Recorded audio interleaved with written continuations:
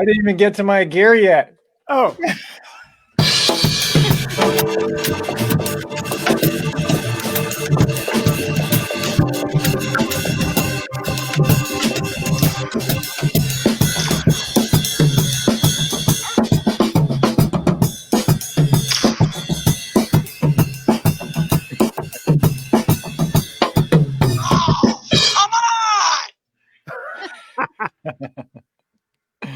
Who is that? I forget. I don't know. It's my phone. You silly boys. What are you up to? Besides being silly. About 6 feet. Oh, brother. Right. Hi, everybody. Hey. Hi. Ideal Moon, that haircut still looking absolutely fantastic. I would say better this week than last week. Thank you. Yeah, it was a little on the short side last week, but I wasn't complaining. Yeah, well, it's not even that. It's just to get a thing happening this week that, you know, there's like an inherent handsomeness happening. I'm not sure. Now you've messed it up. Oh, great. Yeah, it was riding on the hair. For a minute there. Fucked it up. For a minute there, it was really something. Well, I appreciated it for that minute. It was really quite spectacular. Welcome to Outside the Inn, everybody. Once again, we are the Travis Larson Band, and we are here Saturday nights at 7 Pacific time to try and ignore what the rest of the world is doing. We've created a safe haven where we can talk about really nerdy stuff. And in a little while here, we've got one of our favorite people to talk nerdy stuff with, who, if you haven't checked out the event description or the description of this feed, later in a little while here, we're going to have Joe Travers, who is not only one of the greatest drummers that I've ever seen, but also the guy in charge. We'll get into all this later, but the guy in charge of all the vault stuff that Zappa has, recorded that needs to be, fixed up, cleaned up, preserved, released, all that sort of stuff. And he's just like one of the best energies of anybody, right? Of anybody. Yep. So nice. Is that your show and tell this week? You got some sound effects on your iPhone? No, I'm just gonna try to annoy the hell out of everybody tonight with cool that. Tonight. Not really. Oh. Wait a minute. What can I find for that one? No. Right. Wait, you're right. Nice. That one had some reverb on it. Yeah. Okay, sorry. So for the record, we do have a TLB performance that was going to be ready tonight, but the computer died 2 days ago. So Dale, just in Dale's defense this week, Dale was on top of it. Not my fault this time. Dale had it together. He delivered his parts by Tuesday. And so I was able to start working on this stuff, but then the computer decided it wasn't going to work for some reason. And then I had to call in the IT person, and she came over and did the thing that you do, like you know how in Peanuts when they wave their hands, they make everything better. And then everything just gets better. That's what Jennifer Young does. I like to think of Jennifer more like the Saturday Night Live IT guy, where he just goes, "Move," and you humiliatedly walk away, and she sits down and gets to work. It's a lot more realistic, actually. Wow. It seems real a quick, little about. I know every week we've been doing this shout out, but one more shout out to Wayne, who is now home, I believe. And good. Yay. Wayne fell off a ladder a few weeks ago, broke his back, had many things put together. They had to put Humpty Dumpty back together again. And he's dealing with all the stuff that you deal with when that happens. But so far, everything is going in the right direction. So I don't even know if Wayne's watching, but I just wanted to give a shout out because I was privy to that on some of the Facebook posts earlier in the week. Hi, Joe Narduli. Hey, Joe. Yeah, Wayne's here. Hi, Wayne. Oh, hey, Wayne. Yep. There's Marilyn. I saw Glenn Hintzman was ready to go early today. Like usually he's late, or at least that's what he says. And I am going to actually, if you haven't seen the event, I've got a live stream performance again planned for this Wednesday. Again, it's 7:00 West Coast time. I went back to Wednesdays. I still may hop around as the year progresses, but Wednesdays seemed to work better as far as getting more people out. And when I did a Friday, I think I was competing against too much stuff, maybe too much news, but maybe too much other stuff as well. So I went back to Wednesday to see how this coming Wednesday does, because, I mean, it was a significant drop. Like, not that it wasn't great to see everybody, but there was like a sixth of you there. So thank you for the people who were there. Yes, and thank you for the people that were there. If you look in the chat, shameless plug, we did post links to support Travis Larson Band, which last week I completely neglected to even mention or post any links to. And also in the description of this live feed, you can find links to support Travis Larson Band if you are so inclined and you enjoy Travis Larson Band stuff. We're working on new music. We know for sure. Yeah. So this is interesting. So yesterday was Friday, and yesterday would have been the day that I started playing. I was supposed to do a gig last night. I was supposed to be two gigs today. They had the rebooking of Record Store Day was supposed to happen today, which ended up the rebooking got canceled as well.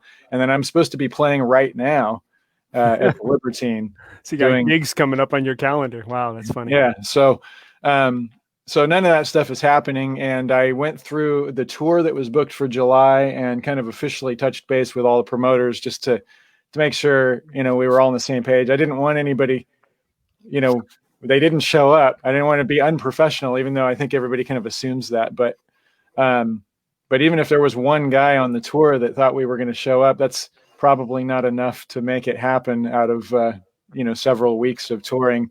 We're going to drive to, Boise and play one gig for the 10 people that show up after the lockdown. So anyway, that's what's going on. Hi, Paul Holgate. Paul Holgate. Yeah. Wow. Hey, how about that? Paul. I just want to say today's the first day of summer. So is it? Oh, wow. Happy first day of summer. Cool. Wow. It was a nice day, and I didn't appreciate it. I wasn't in it.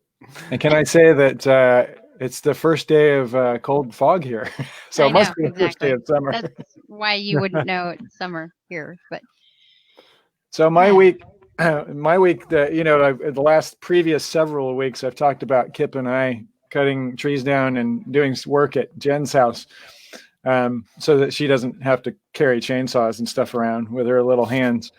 But this last week we moved on to my parents' house because the old folks need some help getting the yard cleared. So I don't know what you guys have been doing with your time, but that's what I've been doing with my time. There's about waist high growth at the Munsters house over there where the Larsons live. Your Father's Day gift to your? That's part of my Father's Day gift, and the rest of it is we're going to go back at the end of this week with chainsaws and cut more tree stuff down. Oh, okay. But the thing is, that stuff just keeps growing, and you got to make sure that trees are not coming through the windows in the wind, and you got to make sure that the fire hazards are under control in California and all that kind of stuff. So that's Kip. I've been employing our sound guy to help with various lumberjacking and yard work skills. Speaking about things that grow, what do zombie vegetarians eat? I don't know. Grains. Someone said they wanted to hear my joke of the day. Yeah, always strong. I wasn't even trying to be sarcastic. It came off the way. That was. I actually like it. You can't apologize for a beautiful delivery. No, it's all about timing. Are you being sarcastic? Was my timing bad? No, I thought it was great. I always like him, but I'm a drummer. Well, all right. So, well, go ahead, Dale. Did you have something to say? Oh, I was just going to follow on the theme of what we've been doing with the week. And Yeah. it seems like there's an ongoing pandemic thing where you just look over all the things you need but aren't available because of all of the digital music gear got bought up, on the planet, or can't be shipped or sitting somewhere. And so it seems like things loosened up about 10% last week, and a couple things came in, and I was like starting to think about, it seems so premature, but reworking my touring rig, getting a things that go weird over the tour, and then you forget about them. So I got a couple mixers in, but I haven't had a chance to deal with that stuff because I think I said this last week maybe, but it's really been a really interesting week or two to be teaching in our county in California. Things tentatively started reopening, so I have students coming in person, and then some that are still online, and so people are free to come in, but I don't blame them if they don't. And then so that's always fun too, where I'll look back, I'll make quick little Zoom videos for people that I'll email to them and demonstrate things, and I'll look back over them and have a mask on in some of the videos because I forgot to take it off, because two people come in and then I pull out my rig and I do the Zoom video and I forget to take off my mask. Then I see all these videos at the end of the day of me wearing a mask, mumbling into a microphone. They're like, "You're kind of overdoing it, aren't you?" Yeah, right. I'm way over here. You don't have to wear a mask. Yeah. So I have something to say that, but before I forget, I see Mike Stone says Michael Anthony's birthday today, 66. Oh, nice. Yes. So, happy birthday, Michael Anthony. Happy birthday, Michael Anthony. Yep. Indeed. Okay, who's the man? Michael Anthony or Michael Anthony? Jen's dad's name is Michael Anthony. Right, yes. Yep. No, I didn't mean it like that. They'd be sort of hard to pick out of a lineup. I didn't mean it like that. I just meant Michael Anthony is the man. That's all. Yes. Yep. Now, I was going to go back to real quick, though. Dale looking so fly tonight, right? That's what the kids say. They say fly. When you look sharp, you look fly. Is that what the kids say? At one In point, the 50s, probably. I think. They look fly. So Dale looking so fly tonight. I have to think that because Dale had some students starting to come back to the drum studio, that's why he got all fixed up. So is that correct, Dale? Not as much as just the same time they could come back was the same time the hair salons opened up. Okay, that makes me feel better, because I was going to say, the say 1,100 to 3,000 people that watch us on these every week, not as important as the 12-year-old. Yes, right. I see where you're going with that. Yeah, it would be insulting to our loyal listeners if a couple kids who don't care what I say, I was getting have no idea about your career. They don't know anything about Dale Moon. I just know he's the guy that teaches drums. Yep, and it's better off that way. Right? That is funny. Wayne says, Jen on point tonight. Aw, thanks. That probably won't last too much longer. All right, you were talking about calendars, Trav, which is funny because I'm just reaching this point where some tentative things are coming my way, locally. Just it's one thing to try to get a tour together, but on a local basis, people can put feelers out if somebody would play a gig. So people are asking me, can you do this? Can you do that? And I'm like, let's say tentatively yes. And, and half the time they go back on it and say, sorry, we can't do it. But anyway, the point is, what the hell are you supposed to do with your calendar right now? Like, I have all these dates on it that mean nothing, but I don't want to get rid of them because the exact thing you're talking about, somebody's going to contact me and say, so are you good for this? And I won't know what they're talking about. So I'm sitting there on my Google Calendar with capital real in front of everything, trying to figure out how to know which ones to look, which ones to honor, and which ones are just left over from before the apocalypse.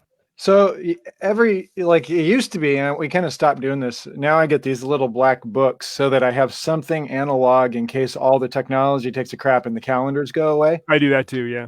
But Jen used to get these big desk calendars for the office, and so Luke has those. I really like this. He has like 3 or 4 of them in a row on his wall, like giant calendars.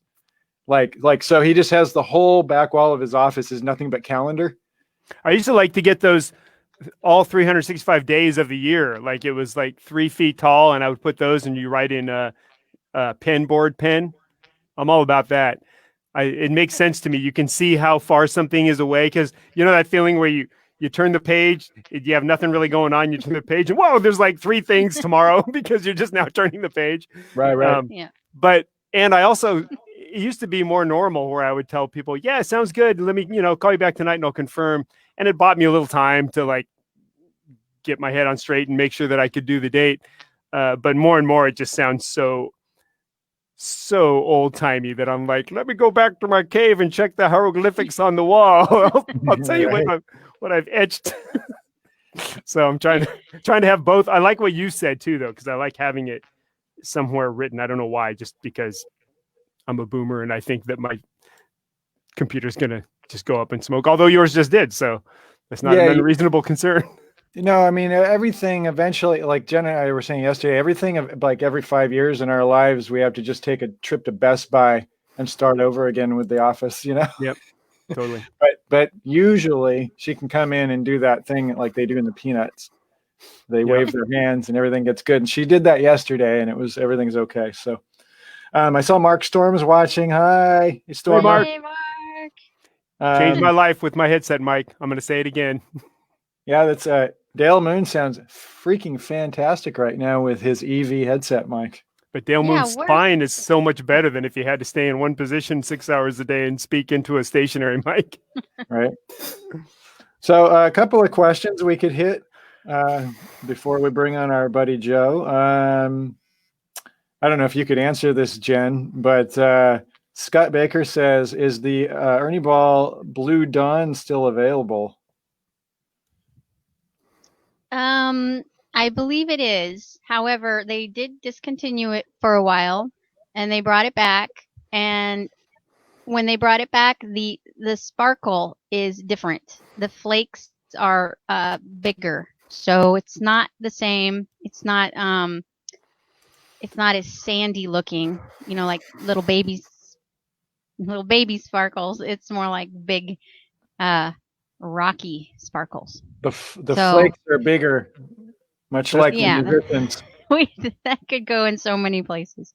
But the fade itself, the Blue Dawn fade, I believe is available. And, it's a little different too. There's a little in my eyes, a little less green in it and a little more blue. So, but it is available. Gotcha. Just different. It's Blue Dawn 2. That was a good synopsis. Somebody asked what time my show is this coming Wednesday, which, by the way, for those joining us, I'm going to do another live stream right here, performance this Wednesday. I haven't done one in, I think it'll be a month by then. So it's at 7:00 Pacific time. And I'm going to post that right now. I just posted the event for it. So if you guys want to check that event out and keep track of it, sign up, let me know you're coming and all that kind of stuff. And it'll give you a reminder that when it gets close, I think, if you click that you're coming or interested. Somebody else said, Jen, tell us about the new bass in the background of your Mercy Springs video. Mercy Springs. I wasn't. Oh, in the background. Yeah. I was like, I'm not playing a new bass. So, okay, it's actually not new. It's just one I use mostly for recording and studio stuff. It's called the Reflex by Music Man, and it's actually a game changer model. That could be a whole discussion, that we don't want to get into right now because it's a game changer. Didn't you you played the game changer on that song though, right? No, I played that one on Snake Eyes. Oh, okay. But Mercy Springs, I play the bongo on because. Do you have these basses? Somewhere. I'm not getting up to go get the basses. It's not gonna happen right now. So can't be getting all kinds of basses. I can't be like getting up and grabbing basses. So the Reflex, it's a really versatile instrument. It has, because it's the game changer, you basically have, I don't even know, millions and millions of pickup options. as long as you know how to work the thing. And Can I just and say it- real quick, the reflex, that's just a shout out to Joe who's coming up. Yeah. Foreshadowing. maybe I'll go grab it for when Joe comes on. Uh-huh. And that's another one I don't take out on the road because it would get banged up and beat up. And so yeah, I just typically use the Sterling and the bongo out on the road, so a lot of people don't see the other instrument. Gotcha. The reflex. The reflex. Reflex is, I have a guitar version here I could hold up real quick. But the deal is, here, I got to be a director and guitar holder. Hang on. The reflex is a model of Ernie Ball guitar, but the Game Changer version has, well, it's got this cool logo on it. And when it has that logo, right there, what you can do is it's all wired into a circuit board. So it's not a digital guitar, but they've wired all the pickup configurations so that you can actually rewire the guitar digitally if you want to completely change the pickup configurations for different gigs, different songs, that kind of stuff. There's like, I forget how many thousands and thousands of options, but you can I throw. actually think it's in the millions from my recollection. Really? Yeah. But you can basically create any out of phase, in phase combination, any order for the switcher, come up with some really crazy, some of the really thin kind of janky rhythm tones I've used for clean rhythm on the records. I've used that guitar for things that you can't usually get a guitar to do, or if you did, you'd have to get a special guitar, so That whole analog switching and digital circuitry seems really complicated. You know what I like about my instrument? It's plywood that you bend into a circle and then you glue it. Right. Then you hit it. Anyway, it's plywood. A caveman can do it. It's made of plywood. Probably. Anyway. Jerry Knight asks, Travis, I'd like to buy the shirt that has the beaker and the notes coming out. That shirt rocks. Well, should we Jerry, just tap on Kip about this? Every week we like to give Kip, our engineer, a hard time because he made those shirts. They're special for Avalon Recording Studios, which is the studio we built back in between 1996 and 1998 with Kip. No, is that Forrest Williams' art? Is that Forrest? Did he do that art? I think so, yeah. Shout out to Forrest if he did.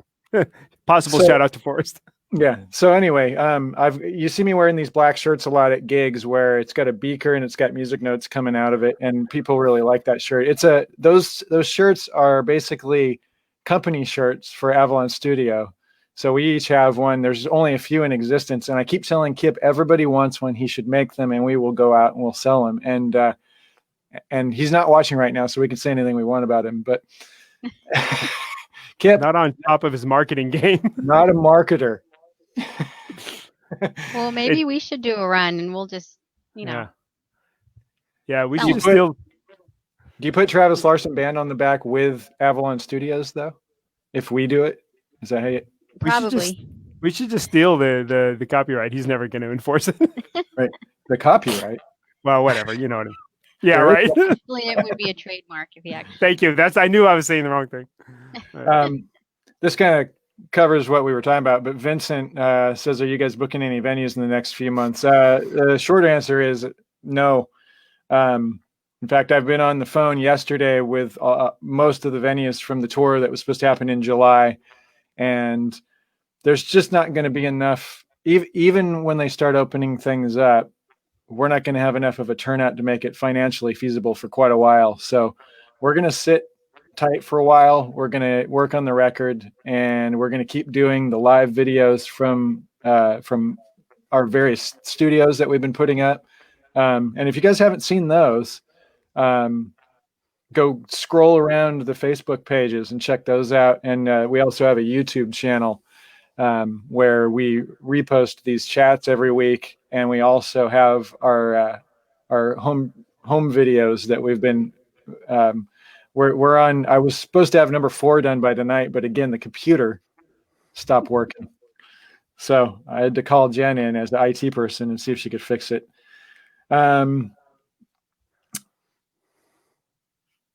I The just got a new Reflex has a rosewood fingerboard, Boyd. rosewood fingerboard.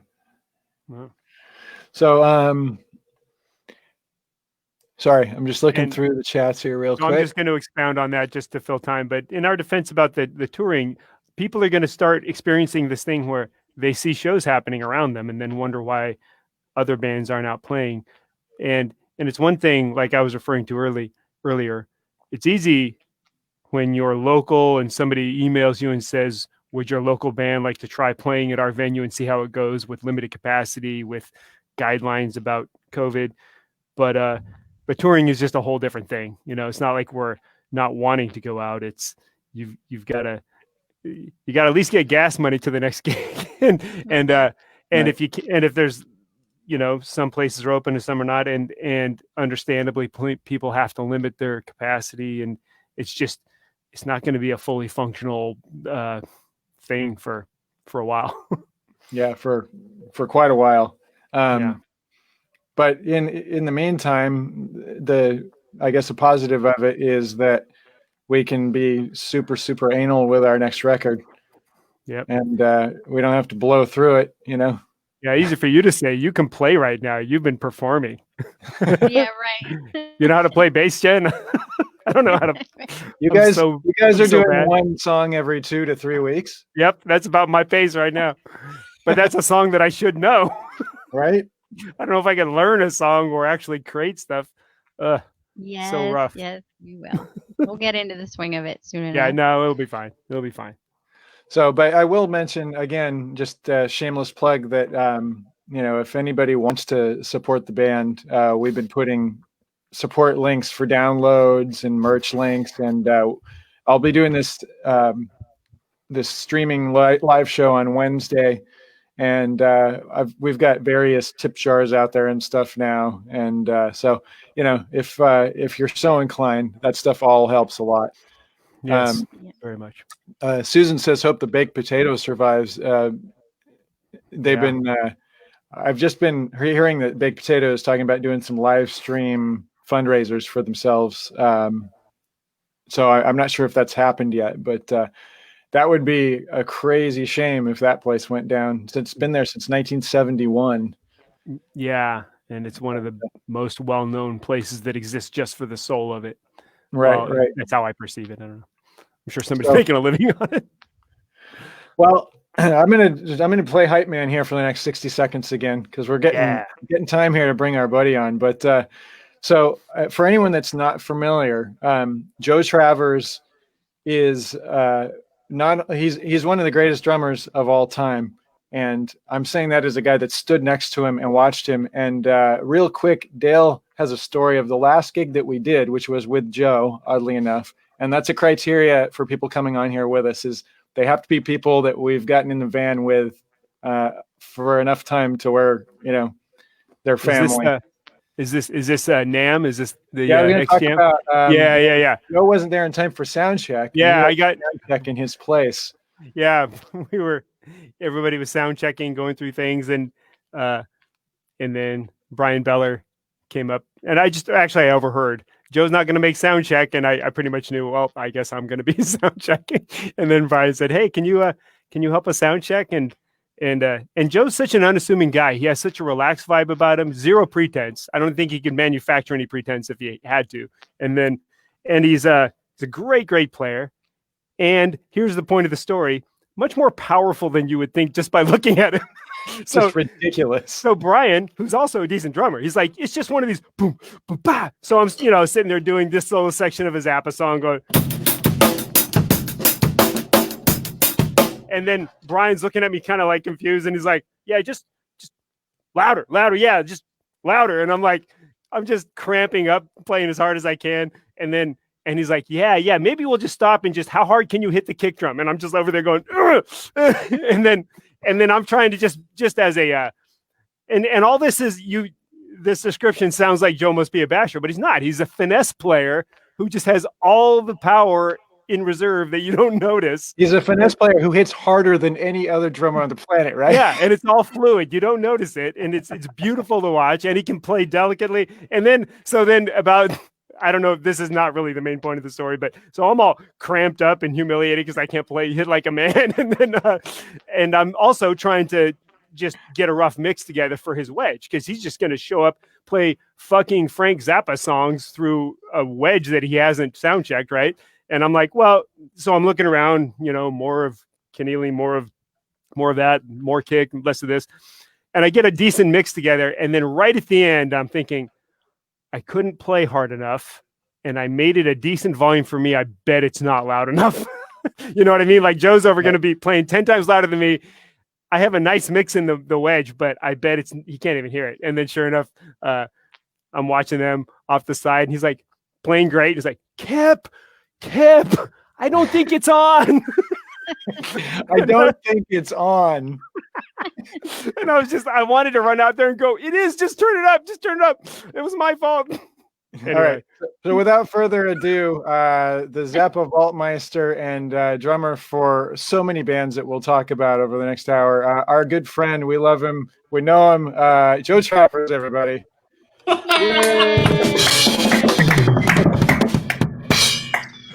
That was an awesome story. I loved it. Those were fireworks. Oh, let's hear the fireworks again. I talked over it. Oh, nice. Fireworks, by the way, very little difference between that and when you've got a bad cable. Oh, yeah. Sorry. You're right. Now that's all I'm going to hear at fireworks things is bad cables. Right. You have to whistle over bad cables. Okay. How you doing, Joe Travers? I'm doing really good. Jen, look at how long your hair is, Jen. Oh, actually, I cut it not too long ago because it was down to like my butt almost. I was worse than Dale. Is that the longest that it's been, like ever? No. Oh, okay. In high school, it was down to all the way past my butt. So right now it's down a little way. Nice. Jennifer literally had Crystal Gale hair when we met, and that's not an exaggeration. That's true. Wow. True story. That's some reference, though. Yeah. It was not down to my feet. She had hair down to her feet. It was down to your knees. I had hair down to my butt once. Yeah. 1993 when I joined Z. Nice. Those were the days. Did you have is it straight hair or curly hair? It was totally straight, pin straight. Oh, I used to perm my hair in order to get body and curl. Oh, wow. And that's probably the reason why I don't have any left. Put aside these things. So just so you know, Joe, if you look up in the right-hand side, you'll see comments. You can click on that and you can actually see people's comments if you want to check that out as we go yourself. The live comments. I see, my friend Gary Tatone is in there, disguised as his wife, nice. Susan, right? Susan. Nice. I don't know if this is a technology reference, but Erica Williams said, mildly shocked to see he has a webcam, lol. Yeah. Is my webcam screwed up again? No, straight. No. I'm mildly shocked that you have one. Oh. Erica Williams and I met back in, long time ago. Duran Duran days, I believe. Nice. Yep. Yeah.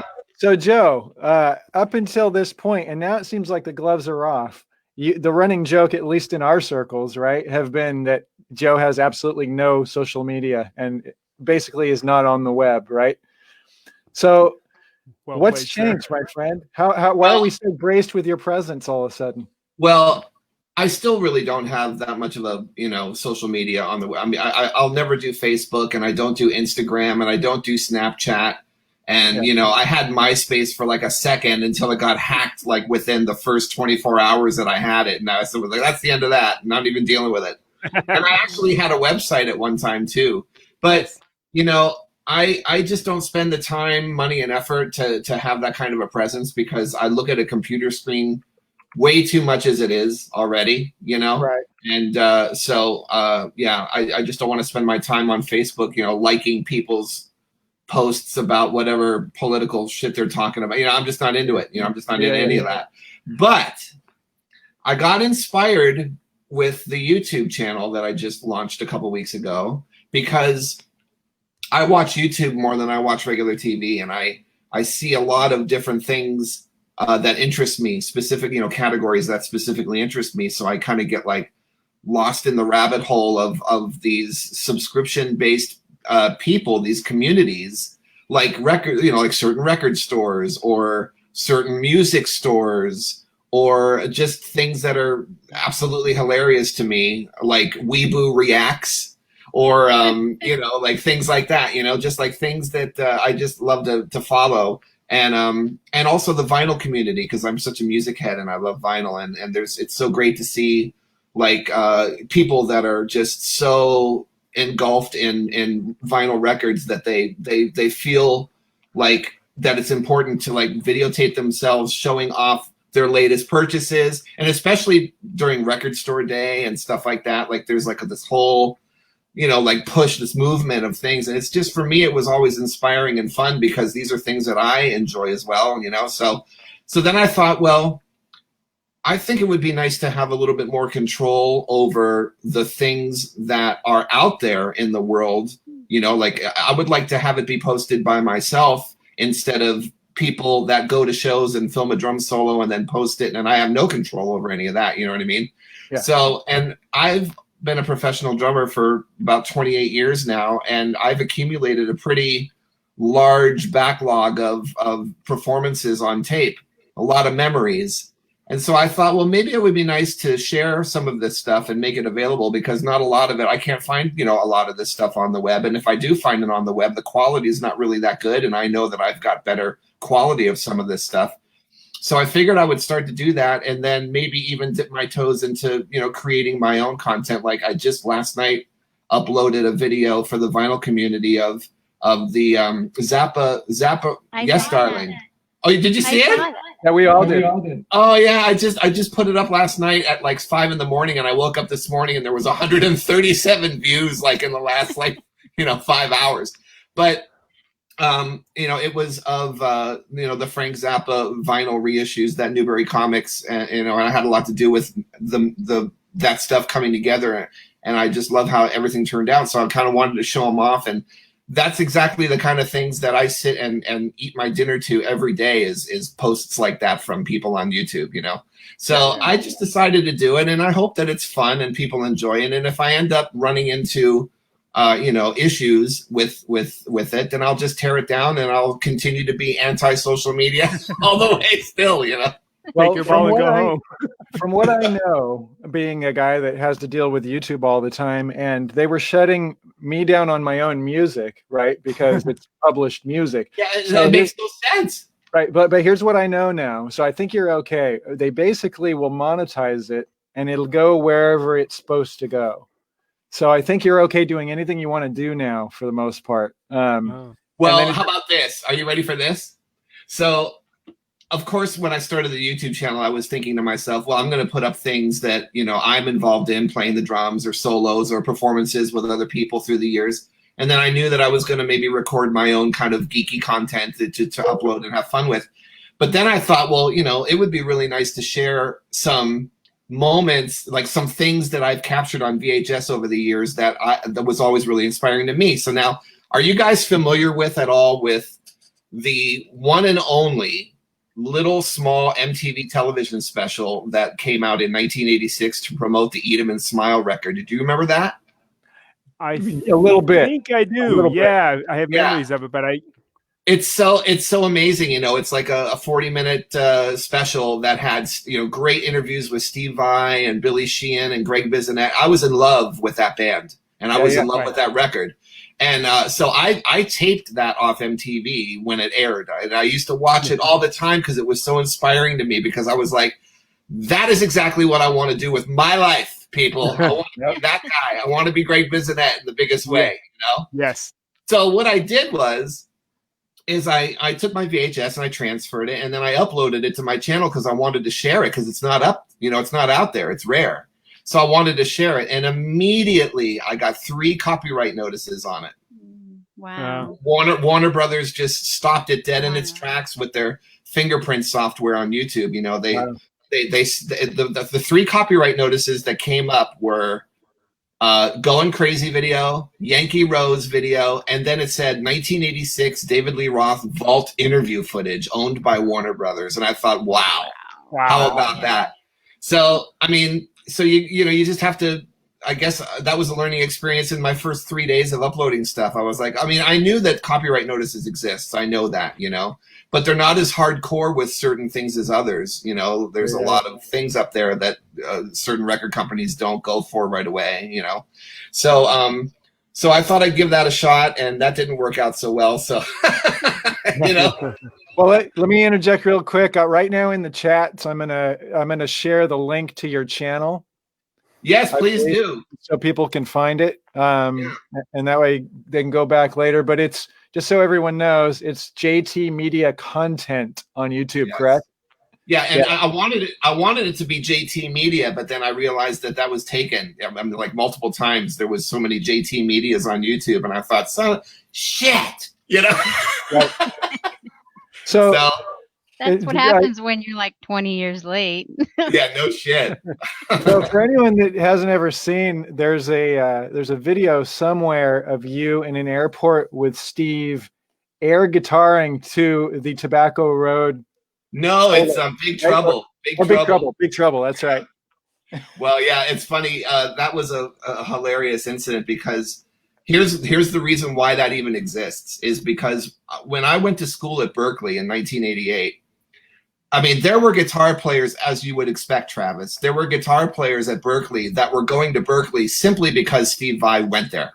Right. They just wanted to go there because Steve Vai. And Steve Vai was like royalty at that point in the 80s. After Passion and Warfare and Slip of the Tongue and all that stuff, it was just like the guy literally could do no wrong. He was everywhere. And so, and I was a huge fan. I was such a huge fan of Steve. So I loved him so much that I could, and I still can, I can air guitar the entire Eat 'Em and Smile record. Okay. So we would be at the dormitory parties and gatherings with friends and stuff. And I'll tell you, the hottest records at that time that was being played at every party that I went to was Queensryche Operation Mindcrime. That was like brand new. And everybody was playing that record, every party you went to. And Eat 'Em and Smile was still pretty hot. And every time they'd be playing that, I'd find myself doing the whole thing. And all the guitar players hanging out in the party would be like, Joe, do that again. That was awesome. How do you know that? So now cut to, we're on tour together in 2006 with Zappa Plays Zappa and Steve. I'm actually playing music, Frank's music with Steve Vai for the first time in my life, which is like an absolute dream come true. If you think about, I was a friggin' senior in high school dying 1,000 deaths daily over Eat 'Em and Smile, right? So one day we're in the Paris airport, we're ready to fly to Greece, and it's Steve's birthday. And so I secretly go over to Jamie Kime, who was the coolest because he had this little USB external speaker that he could hook up to his phone, and he could play music through a little speaker, right? So I said, Jamie, call up the solo for Big Trouble real quick, and so like real, quietly, he's like over there queuing it up. And I said, let me know when you're ready, So he's ready now. He goes, okay, go. And I go, Steve. And Steve's literally sitting right across from me, next to Dweezil. And I'm like, Steve, I know it's your birthday and we're so glad to have you out with us. And I said, your influence has been so intense for so many people. I'd just like to give you an example of how intense it was for me, and I said, hit it, Jamie. And then Jamie rolls in and I stand up and I air guitar the entire thing. And he was a total good sport about it. It was so funny. It was like this stupid drummer can literally air guitar every note that he, And that's like one of the greatest solos of all time. It's so good. It's right? So good. Yeah, and that's the one where he holds the note like forever at some point. Am I right? That might be Ladies' Night in Buffalo. That's really okay, good. Okay. I remember both of those are incredible, but yeah. So I'm going to come back around to a non-rock star question, but just while people are watching here, if they're not familiar with Joe, I'm going to blow you up for a second and say, first of all, when we met you, we were just doing little van tours with Keneally, and we've done a bunch of those now. But Joe has played, first time I saw you was on Conan O'Brien with Z, which was the Zappa Brothers. And that's going to go on YouTube soon. I'm going to put that up. Yeah. Oh, cool. Yeah. But Joe has played even in recent years with, Joe Satriani, Eric Johnson, back in the day, Missing Persons, correct? Yeah. Duran Duran, which is, by the way, my favorite live version ever of Ordinary World at Live at Hard Rock. That's the best version of that. I'm just telling you right now. Thank you. So Joe, and on and on and on. So if anybody has any questions for Joe, please feel free to start throwing them into the chats. But absolutely, what I want to talk about for a second, because we just watched your video this morning talking about the vinyl releases for Zappa. And Jen and I, being the co-producers of our little world here, putting out TLB records for the last 2 decades. And we've been talking about vinyl forever, and everybody that knows better says, stay away from vinyl. It's impossible to deal with. But everybody says, oh, you should do a vinyl release. But you said something very interesting today that I had no knowledge of. And maybe you have some insight into this, maybe you don't. But you said, at least in the earlier days, colored vinyl doesn't sound as good as black vinyl. Yeah. And that was fascinating. And then Jen earlier told me, I've got a question for Joe. And it was the same one that I had. So why would colored vinyl not sound as good as black vinyl? Is there a reason behind that? And do you know the answer? I'll tell you the reason why behind that.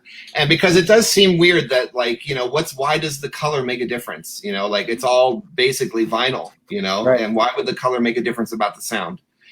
Well, supposedly black vinyl, whatever chemicals that is responsible for the color black, because all vinyl is basically clear. Okay. So it has to turn a color somehow. And whatever chemical is responsible for black, that does not attract dust as much as the other kinds of colors. Okay.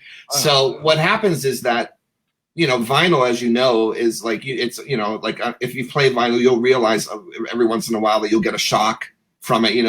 There's like an electrical, you get shocks from vinyl. Sometimes it attracts dust. And so black doesn't attract as much. So because of that, it's going to last longer. You're going to get more longevity with your album if you treat it better, if you treat it well. And then, and then, it'll be a quieter experience because it's not constantly being inundated with dust, which is kind of like the number one killer of vinyl. It just does. Fingerprints, of course. You never handle vinyl with your fingers. Always, the whole thing. Right. So that is what I have learned about the reason why black vinyl is the go-to and why it always sounds better. Wow. You also said that technology has gotten better in recent times, and do you have any explanation for why that is? Yes, because in the 70s and even in the 60s and stuff, there was a curve, like an actual technological sonic curve that the record companies had to really kind of comply with whenever they would release stuff, because the players back then couldn't handle a ton of dynamics. There had to be this kind of like conformity to the sound of vinyl. Like, the upper highs and the lower lows all really had to be truncated, which was a process called dehorning, where you actually like shave off the peaks and roll off the bottom end so that your needle doesn't bounce off the vinyl. So, but now in today's day and age, players are so much better. Needles are so much better. Audio files, you can spend thousands and thousands on equipment that'll reproduce vinyl, so amazingly and perfectly. And so not only has that, whole conformity been thrown out the window, and now there's a much more extended dynamic range on vinyl. But you can only do so much, though, because vinyl is limited in what you can do. But the mastering houses now have perfected how far you can push the limit, right? Mm-hmm. And then also too, literally the signal paths of the gear that the mastering places use is so much better than what was going on back then. You've got these real kind of boutique, beautiful analog studios that really cater to a very pure signal path, which in turn, once your audio goes from its master source, which ideally should be a tape, like in the old days, but nowadays it's all digital, right? So you get this, you have this master source that goes through a console that is manipulated by the ears of a master, and then it gets spit out onto a cutting lathe, you know, a literally a cutting tool, right? So that process is so much more cleaner and just so much better. You know, the technology is better. So that's one of the many reasons why vinyl is better these days. So there's a lot of different variables that make that explanation, but that's a couple of the reasons why it's better. And also too, the pressing plants are better. You know, the pressing plants are better now. I mean, it's amazing how wonderful places like Optimal Media, which is responsible for the Beatles catalog. If you get the Beatles mono box set or something, you know how beautiful those pressings are. And then we use Palace, which is in Germany, which is one of the best. And there's a bunch of other really, you know, good pressing plants out there that are just pride themselves on flat, non-warped, very solid 180 gram pressings, 200 gram pressings, because all that stuff really makes a difference. And so you take all that stuff and you put that in the barrel, and that's the reason why vinyl is better these days, you know? Wow. But, So awesome. okay, really quick though, with regards to colors, because I don't know, that's fascinating to me. So nowadays, the color versus the black vinyl wouldn't matter as much because of all of those improved factors. Well, or can you still notice a difference between the two? You can still notice a difference between black and the colors, right? Okay. But because the pressing plants are better, right? And because, like, you know what's funny is that in the 70s, you know how cool picture discs were? Do you remember those? Yeah. You know, picture discs are just so cool, but they never sounded good. You know, they just never sounded good. They it's just the way the picture discs are. Well, nowadays, believe it or not, they actually sound good. Wow. You can actually make a picture disc sound good, you know? So that just goes to show you what I mean about the pressing press. So whether it's a colored or whatever it is, it's just being done better these days. Yeah. So when you're dealing with mastering, we'll move on from super geeky stuff shortly for anyone that's getting bored, but yeah, Matthew James whatever says Travers is talking beyond most people's heads. Right.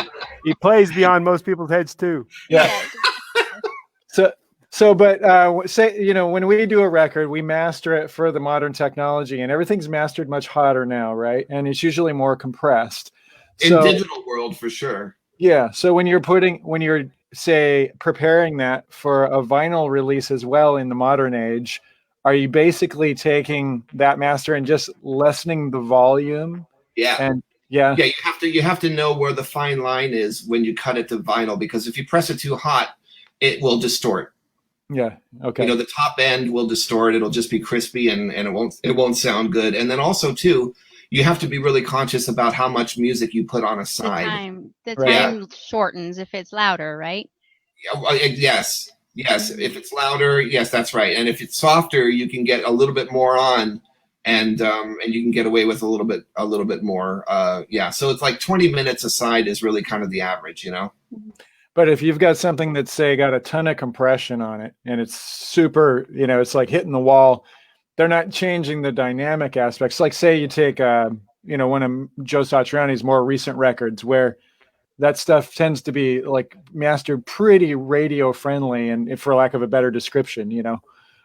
But if you were going to put that on vinyl, you're not going to mess with the dynamic aspects of remastering the compressors and things. You're just going to lower the overall level so that it doesn't take up all the information, right? Yeah, you can still you can use a master that's been prepared for digital. You can use that for vinyl. It's just that that's the thing about a vinyl mastering engineer is that it's an art form, and they know how to make that music translate, no matter what state it's in, how to make it translate to the format to vinyl, and that's that's part of the whole process about that. So I remember when I walked in on a session and they were cutting 9 Inch Nails vinyl, and 9 Inch Nails, that stuff is loud, and industrial and blasting away at times, and they just use the same. From what I remember, they just use the same master for vinyl. It's just they have to really know how to do the delicate balance. Right. Mhm. All right, let's take a left turn because everyone's going to get tired of the two producers talking to the drummer who knows how to master vinyl. And let's talk a little bit about, I saw you posted a video from the shampoo horn era of Z and some cool stuff on your channel, things like that. So how does one go from, first of all, just so people that don't know, how did the Z gig come about? And how did you end up on television and doing these big tours with Dweezil and Ahmet in the early days? Well, the person who's mainly responsible for that, bless his heart, is Mike Keneally. Okay. Because I was introduced to Mike Keneally in 1991 in Boston, and Mike and I kept in touch because at that time I was still a student at Berkeley, and I was preparing for my transition into getting out of the school world and going into the real world. And I was hungry for contacts. I was hungry for industry connections, because how else are you going to, start gigging? You got to make connections somewhere. And I was very, very fortunate and very blessed to meet Mike at a really important time in my life. And so I kept in touch with him long distance. And I'll cut the story short. Basically, when I moved to Los Angeles, Mike and I had been keeping in contact for a while at that point. It had been over a year, at least a couple years. And he's the one that, when the spot, Dweezil and Ahmet was having issues with their drummer's chair, and it opened up, and it was just about timing. I had only been in Los Angeles for 6 months. Wow. And Keneally told, Dweezil, hey, you remember Joe Travers? Because I had met Dweezil a couple times. He said, you remember Joe Travers? Well, he just moved to town, and, you should definitely audition him. And Dweezil said, great. So I went down to the studio there, Joe's Garage, on a Friday.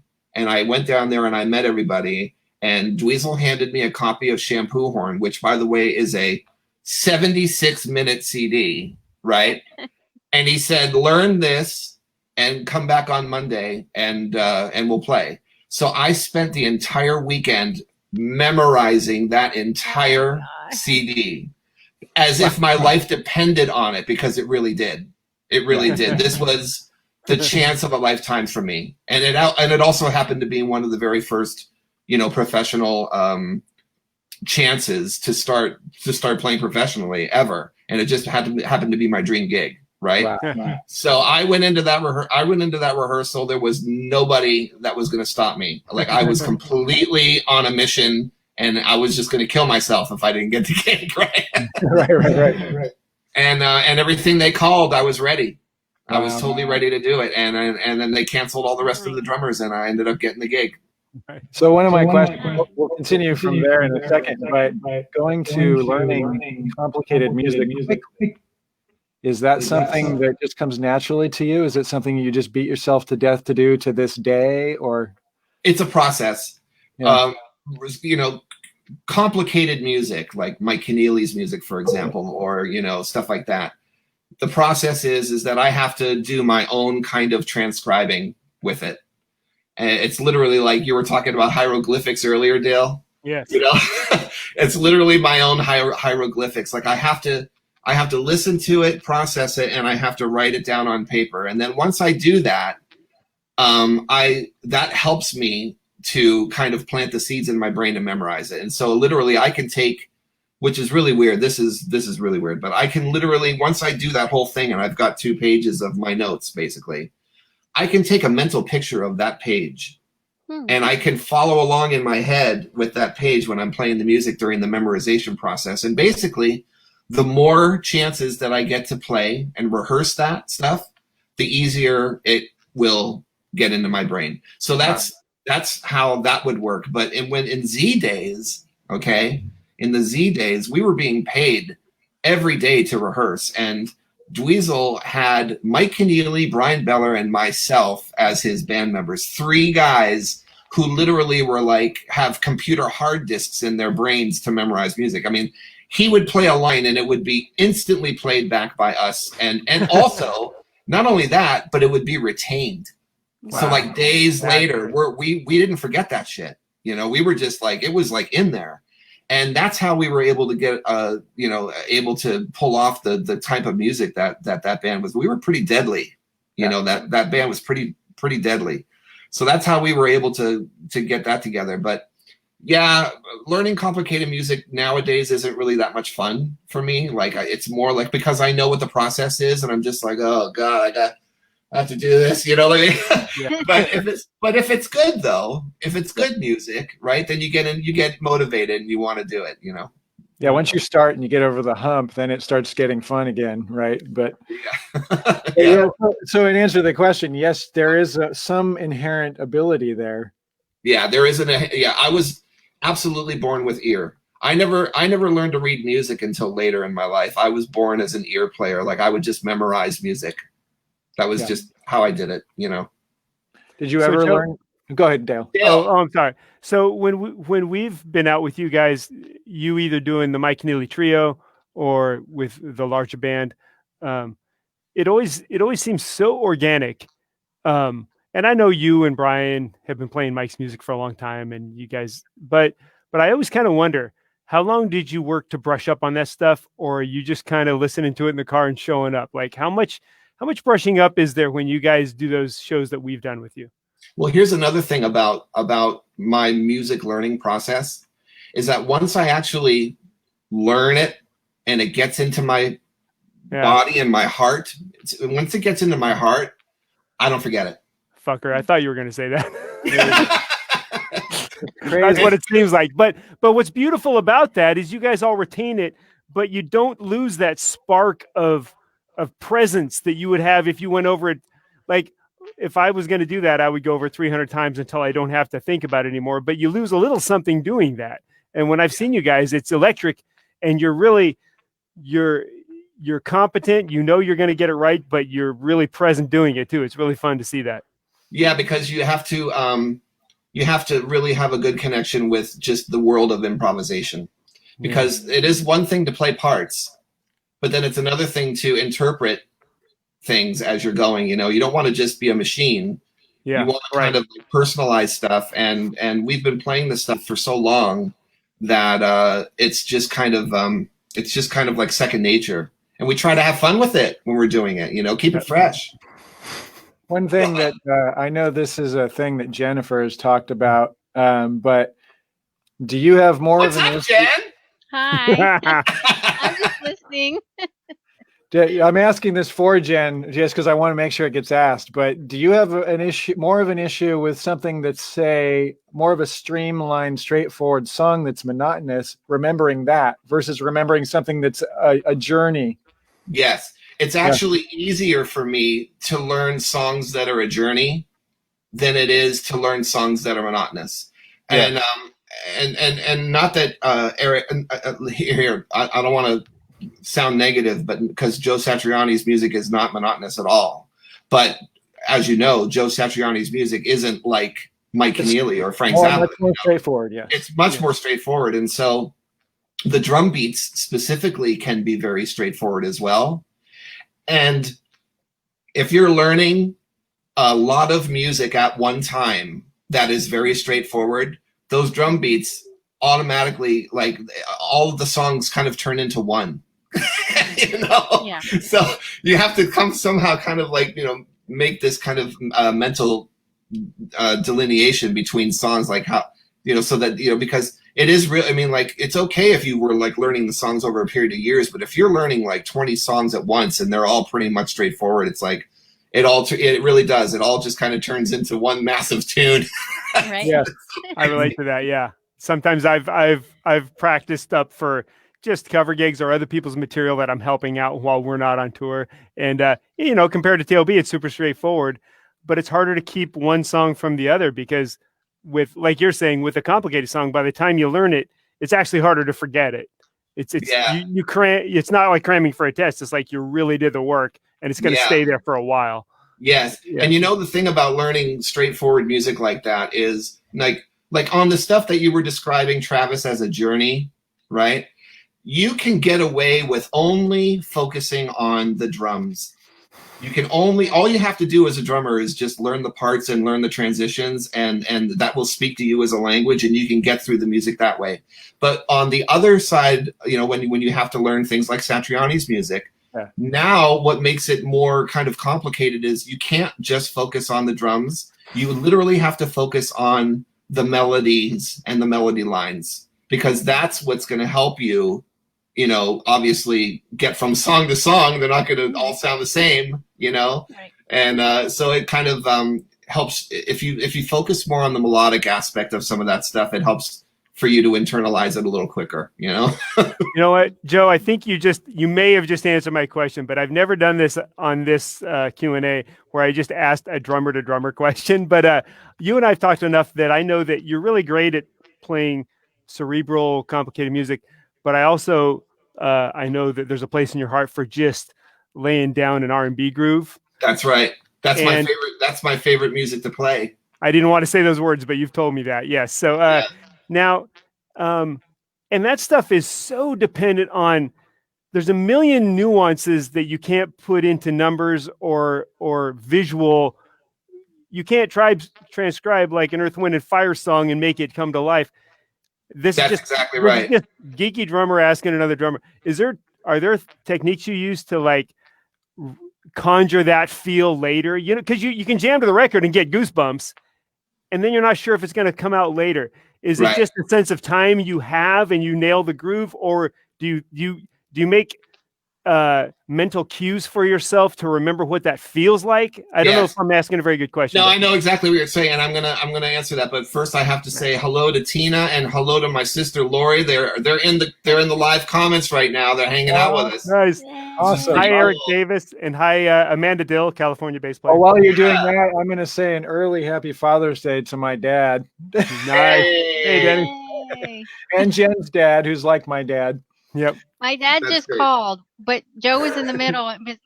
Recently, Trav took a call from his dad while we were doing this and put him on the air. And my dad just called, and I was, Was that your vintage ringer? I heard. I love your dad, Jen. I love your dad. He would have loved to have said hi to you, but he would be like, "What? What's going on? I don't know what's happening right now." I can't hear well, so. Meanwhile, you were going to give me tips on nailing grooves. Happy Father's. So basically, Happy Father's Day, everybody, and all that. So one of the biggest life-changing experiences for me, and I know this sounds deep, but this is really true, is when I was going to school at Berkeley. I mean, I was learning about jazz, and I was learning, a lot of different styles of music, and it was always one of my goals as a drummer to try to really kind of dip my feet into all styles and be like I wanted to be a well-rounded drummer. I didn't want to just be a progressive rock drummer or a heavy metal drummer. I wanted to have different types of roots to throw into the grab bag to make me a much more organic drummer, just a more well-rounded drummer. I mean, Greg Bissonette, I mean, come on. Right. I mean, the guy was gigging with Eat 'Em and Smile, which was an amazing band, but he could read Maynard Ferguson charts. And he could swing his ass off. And he could play Latin music. Yes. And so that was like a goal for me, thanks to Greg, was I really wanted to be a more well-rounded drummer. And he's where I stole my first song go groove. Yeah, exactly. But one of the things that transformed me literally was when I discovered bands like The Meters and Sly and the Family Stone and Parliament Funkadelic, and having to be in positions like in Brian Beller's shows in Berkeley where he was playing stuff like that, and I had to literally play that music. Right. And I remember listening to that stuff and how it made me feel, right? And I said, oh my God, if I'm going to play this stuff, I want to be able to make the audience feel the way that I feel when I hear it. And so I spent a lot of time kind of focusing on the feel of stuff. It wasn't about the mathematics. It wasn't about the drum part. It was about how you play it. And so are you talking about how you felt when you played it, or just the feel of I know that's a weird question. No, it's how I felt when I heard Greg Errico play "Sing a Simple Song," or when I heard Jerome Bigfoot Braley play "Mothership Connection." Like, how you felt? Holy shit, that is some funky stuff. Like, what makes it so funky? What is it about the way that they play it that makes you want to dance and makes you want to be like, holy shit, that's funky. I want to play that, you know? So that was what I focused on. And that's why I actually transformed as a drummer, because otherwise I would have just been the next Mike Portnoy, you know? And I wanted to have a deep groove. I wanted to have that Abe Laboriel Jr., you know, that deep pocket. Yes. And that music is what exposed me to that. And so therefore, by concentrating on trying to play like that and identifying the real reasons why those guys sounded like that, that transformed my drumming. And that was one of the most important things for me as a drummer, because you can take that element, that deep pocket feel, just the real earthy kind of like feel that you want to portray, and you can put that in any kind of music that you're playing. Yeah. You know, it doesn't matter. And you know, it don't mean a thing if it ain't got that swing. That's what they say. And you know, the grease and the swing is what makes it all worthwhile. You know, it's not the 19 million things that you can do in 7/16, which is impressive for certain people, but you can do 19 million things in 7/16, but you can also make a groove like a MF. Right. You know, and that's what separates the men from the boys, in my opinion. So that's why Keneally's band sounds so groovy and slamming, even though you're doing the most off the wall, whacked out shit ever. Exactly. Because of Joe Satriani. Joe, what was the Beatles song you had to play at NAMM? Oh, what did we do? That was I think it was Your Blues, wasn't it? That's right. Yes. And I remember being backstage with you. This is sort of a case in point of how much is going on in Joe's brain, where like you're just standing back there and you know it's coming up pretty soon. We're backstage and Joe goes, "Hey, do you have a phone on you?" And I was like, yeah. And he goes, "You know, I don't know. Like, can I listen to this?" And you pulled up that song and I'm like, wow, like all the rest of it was just fucking in there, wasn't it? Like, and then anyway, the point of the story is and there's no way to express it to the listeners, is how hard you murdered the feel of that. You know what I mean? It was so great. You were just like listening and go, yeah, right. Okay. And so there's information going in, but then it comes out as just emotion and soul. It was like, it was so great. Oh my God. Thank you. Well, that's the key. If you can nail the emotion of that's why Ringo Starr was such an amazing drummer. I agree. I've come around to that. His emotion and what he played, what Ringo Starr played on those Beatles records was so perfect for the songs. Yeah. And that's what it's about. It's about the songs. And they felt amazing because of his choices and the way that he played, right? Yeah. So when I was listening to Your Blues over the phone, what I was listening for is two things. I was listening to what exactly is the pattern.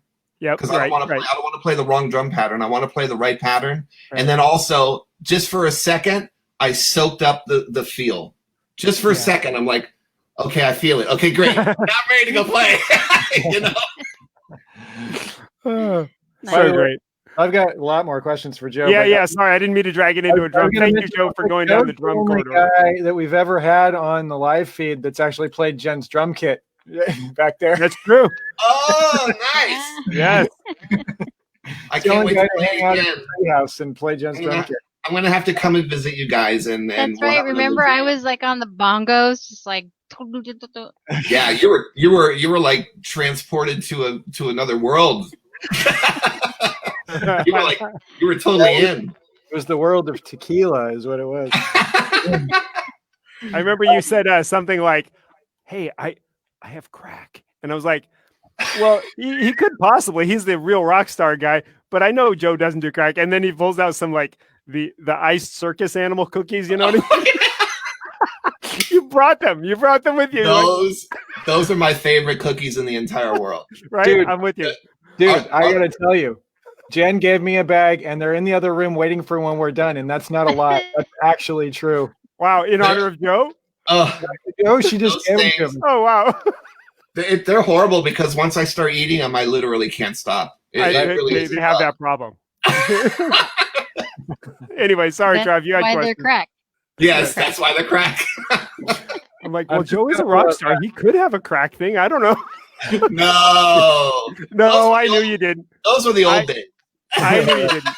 We'll get into those bands in a second. But Eric Williams wants to know: does Joe have a favorite R&B song to play throughout the years? Like, do you have is there a favorite like historical R&B tune? Well, I mean, Tear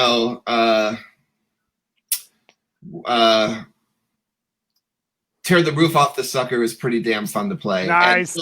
And so is Sing a Simple Song by Sly and the Family Stone. If drummers would just put that song on and then play to it, it'll transform them. It's such a simple drum groove, but if you can play it right, it's just like, oh my God, you'll feel it in your entire body, and it's just like it's the greatest. And Prince on drums is unbelievable. With stilettos. Prince on drums is like, that shit is funky. Yeah. All right. Yeah. So anything with Prince on drums, I like playing that stuff. My coolest moment was I was in a hip hop and R&B band, and they would do these sort of segue between songs, and you do break house for like 5 seconds while somebody switched instruments, and they said, "Do you have any like funky things you like to play?" And I knew "Dance On" by Prince. Yes. Super weird. It's that like.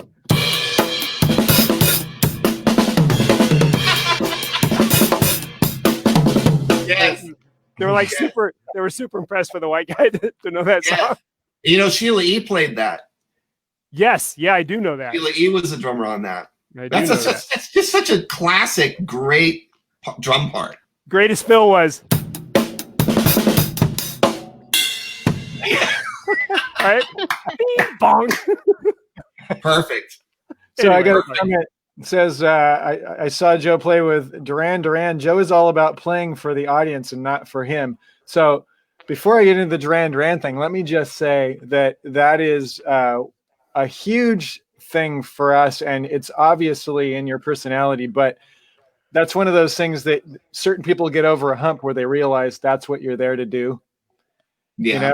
Some people don't realize that, and that's why you're so great to watch, and your vibe is always so happening, is because you understand you're there to communicate. You're not there to like have the perfect experience for yourself all the time, thereby creating a better experience for yourself, because it's really about them, right? It's not about us, generally speaking. Yeah, it's about the song. It's really about the music, and you have to play the right stuff for what you're being hired to do. Because if you are constantly thinking drums all the time, it really does come across that way, and not a lot of people are interested in that. Right. So you really have to do the music that you're being hired to play justice. Right. Yeah. So this will be sacrilege, but I know that we don't have any hardcore. Like, I don't have so many Duran Duran followers that they're going to get pissed at me like maybe the Vi or the Steve Morris fans would, or somebody. So I'm going to say this about Duran Duran.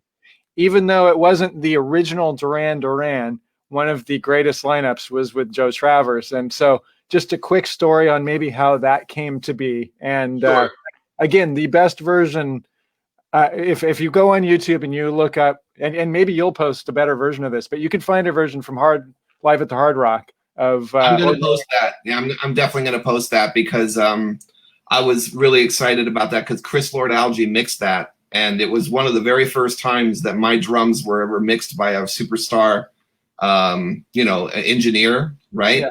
So it was so great. Like, oh, that's what my drums sound like when it goes through the mind of, a Chris Lord-Alge or something like that, Right. But yeah, it was fine. Yeah, it was fine. Yeah, I mean, I was playing on a backline kit for that gig. That wasn't my drums. But they were DW. They sounded great. So I can count on them.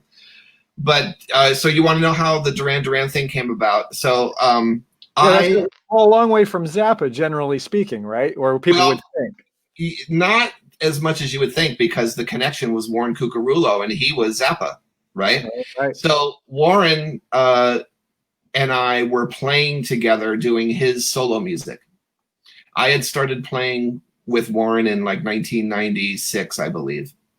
And he was in Duran Duran, but Duran Duran was going through like massive lulls of nothing happening because their machine was kind of like that, like it would take a long time for them to gather material for a new album, and then by the time they did that, then it would take a long time for Simon to write lyrics, and so the next thing you know, a year and a half has passed and they're still working on the material. So during that year and a half, Warren would fill up the time by doing his own music, and so next thing I knew, because Warren saw me play with Dweezil and Ahmet at in Los Angeles. He sat with Frank Zappa. One of the very last times that Frank Zappa ever went out in public was to see his sons play, and I was the drummer. And Warren saw me, and he was like, "Oh my God!" So he asked me to play with him. And next thing I knew, I'm flying out to London to do gigs and rehearsals with him and all that stuff. And basically, the time came when Duran Duran's current drummer at that time, his name was Steve Alexander. There was a schedule conflict because Steve Alexander was also playing with Jeff Beck. And Jeff Beck scheduled a tour, and Duran Duran had a tour at the same time. And Jeff chose to do Jeff Beck, which left a spot open for me. So Warren called me and literally left a message on my machine that said, "Joe, it's time." And I woke up and I got that message and I was like, "You're damn right, it's time." So thanks to Gail Zappa, who was just an absolute blessing to work for. She allowed me to, stay away from the vault for a little while and go and play with Duran Duran. And I was there for 2 years, and it was a great experience. And I can honestly tell you that by the end of it, when it was over with and they had decided to do a reunion with the original members, the one thing that Simon Le Bon said to me that was really sweet, because Simon didn't really treat me that well. I mean, he treated me well by, good pay and taking good care of me and stuff, but he was such an obnoxious person sometimes to be around. And he self-described that to me, so I don't feel guilty saying that about him as much as I love him. But he did tell me that I was the best drummer that Duran Duran has ever had. Yes. So that was really, really That's sweet great. of him to say. And so, That's kind of what I was trying to say, but I wasn't going to get in trouble. So no, I knew would all say that. I knew that I went in there and I was completely professional, and I always played my best for them. So, Nice. it was a really great. It was a great time. That's amazing. And it's amazing, again, going back to, not to tease you about having absolutely no social media presence generally in your whole career, but that these gigs keep coming at you, and you don't, from a bystander viewpoint, you don't look like a guy out marketing yourself ever. You're not pushing the Joe Travers brand, as Beller would say, right? Right. Yes. And I'm just so fortunate and blessed that, I had the opportunities to play with the people that I've done and had the auditions that I've had in the industry, and living in Los Angeles. I have had some opportunities to audition for things that wasn't, had nothing to do with my Zappa connections or anything. Like, for instance, I auditioned for Sophie B. Hawkins. Do you remember her? Mm-hmm. Vaguely. Sophie B. Hawkins was at the time, I was really into her music. I really loved it. And I had the chance to audition for her. And then also Rich Robinson from the Black Crowes. When I got that gig, that had nothing to do with the Zappas. That was just like me getting a call and saying, "Hey, you're one of the drummers that's on this list of people that we think is good for and I ended up getting it. Wow. So next thing I know, I went on a small tour with Rich Robinson when the Black Crowes were in one of their broken up phases, Yeah. I saw a video of you on the Kilborn show with Lisa Loeb. That yes. You did stuff like that. And Lisa, of course, was because of the Dweezil connection, because Dweezil and Lisa were together. And I loved working with Lisa. She's such a talented chick and completely professional. And I would play for her anytime she called. That's awesome. Yeah. Hey, Yeah. Joe, you do a thing on Go ahead, here. Dale. No, Trav, let me. Well, okay, I'll ask you this real quick. You've done such a weird variety of, not weird, but like such a big variety of type of touring with different artists. Is there anyone artist or band that generally people would be most surprised that was awesome? Like, you know what I mean? Like, turned out to be better than you, or cooler, either musically or just the hang, or just more awesome than you thought it was going to be, or that would surprise people. I don't know. I think almost every gig that I've agreed to do or got the chance to get to do, I kind of knew going into it what to expect. Yeah, right. Know? Okay. There was one gig though that I did that I wanted to do more of, that I wish would, because the hang was so amazing. Uh-huh. And unfortunately there wasn't that many opportunities at the time to work because they just didn't do it. But when I played with the Brian Wilson's daughters, Carney and Wendy Wilson, yeah, after Wilson Phillips had kind of like defunct, they did a solo project. They did one album, right? And I knew the producer, and I played with them on Rosie O'Donnell, which is going to be put up on my YouTube page. So that's another memory that's going to go up. But like, Carney was one of the funniest and most positive spirits that I had ever worked for. She was so awesome. All I wanted to do was just be around her. Nice. I mean, that's all I wanted to do was just be around her and listen to her talk, because she was just so amazing. Awesome. And then Wendy, like, I had the biggest crush on known to man, because she was, oh my God, what a sex pot she is. Right. So I was just like, oh my God, please keep calling me. I want to play for you all the time. And unfortunately, there wasn't any that much work from them. So, but that was one thing that I wish that would have there would have been more to it, because they were great. They were so great. Wow. I know where Trav's going, so I want to let him do it. Go ahead, Trav. And we got a few more questions too. But so we do a thing every week called "Who's the Man?" And since you're a fairly brave guy to give out opinions, "Who's the Man" is basically like, this is my general example, like a Sammy Hagar or David Lee Roth or something like that. That's kind of what we're talking about. Okay, so who's the man? Is it, you know, Jimi Hendrix or Eddie Van Halen? Those sort of things. So here's this week's "Who's the Man?" with Joe Travers in mind, and we all have one too after, but go ahead. Vinny Colaiuta or Terry Bozzio? Oh shit! Woo.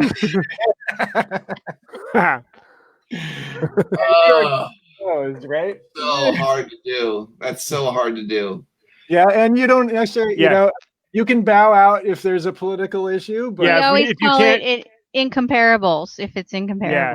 Or like Mike Keneally, we told, like, obviously he can't compare Joe Satriani to Steve Vai. It's just, you can't do it. So if you can't, we understand. But if there's a guy say you grow up more with or something, you know?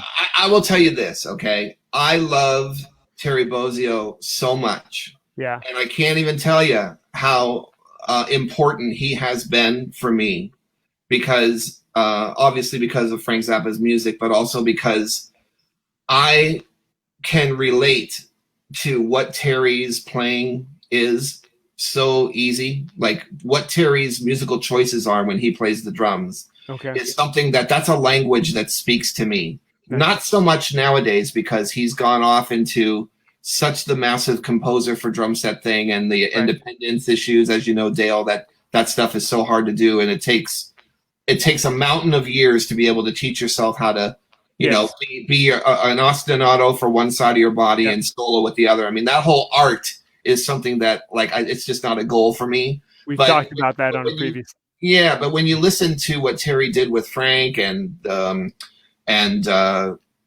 even like the Brecker Brothers album and stuff like that, that shit is absolutely killing. And it's super deep groove. But that aside, if I was on a desert island and I had to pick, if my life depended on it and I had to pick, I would have to pick Vinny. And the reason why is because Vinny is an absolute alien. And the stuff that he is capable of doing, I can't relate to. And because of that, it's an inspiration. I literally want to know more about how somebody could be that accomplished, you know? I truly believe that the stuff that Vinny played when he was with Frank Zappa in the Fall 80 band, and also the stuff that he played with John Patitucci in the early 90s. If you listen to his records, and if you go on YouTube and if you look at the concerts that are on YouTube from that time period with him playing live, I mean, I just shake my head. Like, how can somebody be that unbelievably talented? It's just amazing. So that's the reason why I would pick Vinny, but I love both of them so much. Yeah. And, you know, that's my answer. I always say that when people say, who's your favorite drummer? I always say Vinny. And yet I don't even list him as an influence because I don't really feel like I've absorbed much of him or can even comprehend it. It's just a privilege to hear mastery at that level. Exactly. You know, exactly. And that mastery is an inspiration to me. And I thrive on that inspiration. I'm right there with you. You know? Yep. What do you got, did you have something?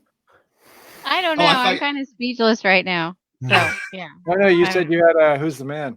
Well, no, mine's like totally goofy. You know how I roll. Yeah, we could use some of that.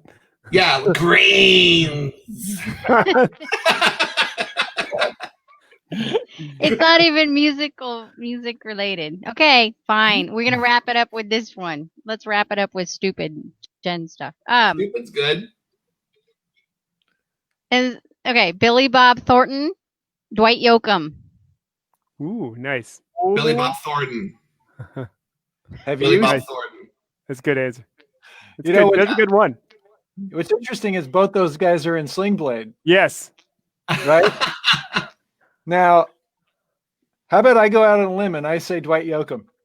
You know, I will also do that. I do this thing where I play with some. We don't have to practice, Dale. Yeah. I have some Billy Bob stories. Oh, yeah? Well, you have the floor.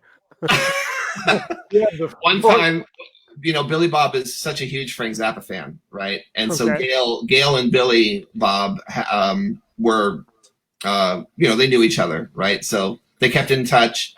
Billy Bob has always been super kind to the trust to offer like appearances on documentaries and writing forewords for stuff. But one time he invited Gail and I to his studio in Beverly Hills, and his studio was, what he did is he bought Slash's studio. Okay, so he basically bought Slash's studio, which was in a house. I think it was kind of like a house studio.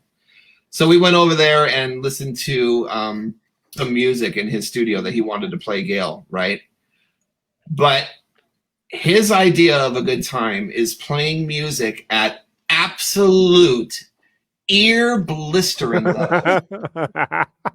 And I'm talking, you know, if you're sitting in a control room, you know, like on a couch, and in front of you is like, you know, massive, you know, playback speakers, not the near field monitors that you would expect, like NS10s or whatever, but we're talking like the big 15-inch subwoofers with the boys. Yeah, and he had that volume knob at such a painful volume that I literally couldn't believe it. And he played 15 minutes worth of music like that for us. And I mean, could you imagine 15 minutes of music at like painful? And he loved it.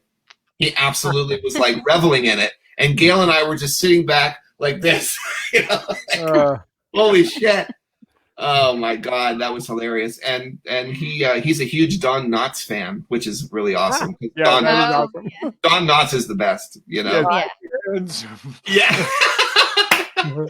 So yeah, nice. And he was and Billy is a huge Captain Beefheart fan too.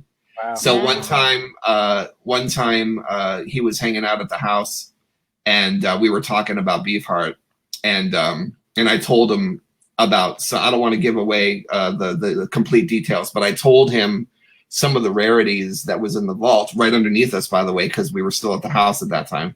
And I said, do you know that I have found this and this and this? And his eyes got this big. He was staring at me like, are you serious? And I said, you want to hear it? And he was like, yeah, I want to hear it. So I took him down into Frank's studio and played him some, like, you know, really rare Beefheart stuff. And it was really fun. It was really fun. He's hilarious. He's absolutely hilarious. Yeah. Well, Joe, thank you so much for Come hanging on, let's do another hour. Come on, let's do another hour. Let's do this, Dale. No tempt us. Dale. I got nothing to do. I was gonna We're say, gonna wrap it up. well, hey, we're after we end the show, hang out for a few minutes. Hey, though. Lori Buckley's in the comments. Yeah, What's up, Lori? she says Joe Travers is my favorite drummer. Oh my gosh, I'm honored. Joe is definitely one of my favorite drummers, and Yeah, mine too. Well, maybe you can come back again. I would love to. Let's do it again anytime. And also, I would love to, when all three of your schedules permit, because we are so busy. Yes. You know what I mean? Right. I would love to drive north and spend the evening, just one night where we come and do dinner and we'll listen to music together and we can jam together and then I'll just get up in the next morning. I'll just get up the next morning and I'll leave. Right. Oh, you gotta stay longer than that. Come on. Yeah, right. Hang out though for a few minutes after we disconnect this whole thing. Okay. Hey, I want to say thank you. I want to say thank you to all my friends that I invited to come onto this streaming event and has been hanging out in the comments. Thank you everybody for being there today for this. I really a couple identified themselves as having learned about it from your media. Yeah, well, I don't really have much media except texting my friends and being like, "Hey, I can imagine my confusion." Why don't you join me? Check out Joe's YouTube channel. I posted the link earlier, and right now I'm going to post the link for my live show Wednesday, where I'm actually going to play music for the first time in a month. Hey, Joe, and also tell us about your DW streaming event coming up. Oh, yeah, that's right. On July 9th, I'm going to be on, because, there's so many different streaming things happen. I'm so glad you're doing this, Travis and Band. It's so cool that you guys are, keeping an awareness out there and keeping the ball rolling. It's really important, and but everybody seems to be doing it, which is great. I think it's important that during these times that this is an avenue that people should be keeping alive, right? So DW Drums has launched a few different streaming programs on their YouTube channel. Well, not just on their YouTube channel, but on their site and on their YouTube channel. And one of them is called the DW Playlist Party. And what it is they ask certain endorsers to come on and be the host for like a 45-minute segment and to share music that is like basically turning them on these days. Like, what have you been listening to? And how about you share it with the world, right? Well, I watched 5 minutes of the first episode, and instantly I opened up my laptop and I texted them or emailed them, and I was like, "Oh my God, please let me do it! Please let me do it!" So, and I knew exactly what show I wanted to do, and that is I wanted to present classic recorded drum solos that have inspired me all the way since I was a little boy to now, that helped to mold me as the player that I am. And so that's what the theme of my show is going to be, and that's on July 9th. Awesome. So I'm excited to do that. Well, I don't know that we're going to have a more fun show than this. I was so excited about this. Keneally turned us on to the fact that you were starting to crack the web presence just a little bit. Yeah. And he goes, "No, Joe has a little bit of a web presence now." And then we were all over it, right? Yeah. I'm so all we glad talked about right afterwards. I would do this again with you guys anytime. So, please, keep in touch with me and anytime. I would love to be there. I'd love to be there. Welcome. We've got so much room here. It's stupid. Right. There's so many like spare places for Joe Travers to sleep comfortably. Yeah. That's awesome. So do you have anything to make noise with? We're going to do a little outro quick jam. Knowing full well it'll be out of sync. Yeah, well, I have a chromatic pitch instrument. Yes. Yeah. Perfect. Okay, hold on. That's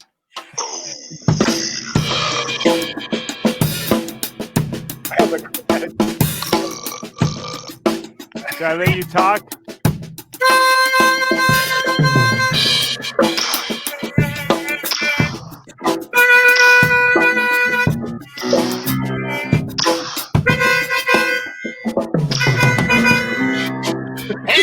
Ain't it funky now?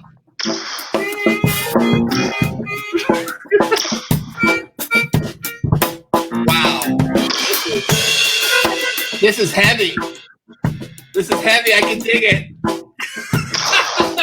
Hang out for a few minutes. Bye, everybody. Thank you. Thanks, Joe. Bye.